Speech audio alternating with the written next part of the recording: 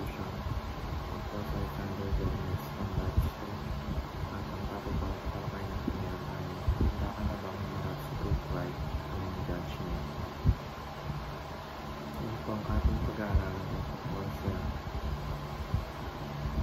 Revelation chapter 20 verses 11 to 12. At buksan po natin ang ating puso-isip sa mga ng salita ng Diyos. Sinasabi ito na, Then I saw a great white throne and him who was seated on it.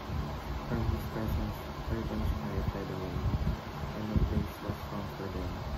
And I saw the dead, great and small, standing before the throne, and books were opened. And another book was opened, which is the book of life. And the dead were judged by what was written in the books according to what they had done. Sa Tagalog, pagkatapos ito ay nakita ko sa malaking trono ng puti at ang kaupo doon. Naglahaw ang lupa at langit sa kanyang harapan. Hindi na makikita pang muli. Nakita ko nakatayo sa lahat ng trono ng mga namatay. Naging dakila at hamak at iwasan ng mga aklat. Iwasan ng isa pang aklat at aklat ng buhay.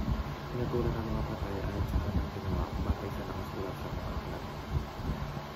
Teaching number 1, the Great White Throne is the final judgment. Ito ay tinutukoy sa pangwakas na pagkakapag ng Diyos sa lahat ng tao. Sa harap ng trono ng Diyos, tinatang namatay, dakila man ang namatayhan upang humarap sa kanya. Dito ay pinapakita ang banal na hustisya ng Diyos kung saan walang makakatakas. Lahat ng tao mananagot sa kanilang buhay, sa kanilang mga ginawa at sa kanilang relasyon sa Kristo. Teaching number 2, judgment is based on the books of works. Lahat ng mga ginawa ng tao, mabuti man o masama, ay nakatala sa mga aklat. Sa araw na iyon, buksan ng mga ito upang ipakita ang katotohanan ng ating pamumuhay. Ang pamumuhay natin ngayon ay manifesto sa ating hinahanap. Kaya ang bawat salita, gawa at desisyon ay mabigat sa harap ng Diyos. Teaching number 3, salvation is based on the book of life. Hindi lahat ng tao maliligtas sa araw ng pagkakataon. Tangi ang mga pangalan ay nakasulat sa aklat ng buhay. Ang mga tumanggap ay sa Kristo bilang Panginoon at tagapagligtas ang maliligtas mula sa walang pagkakaparusahan.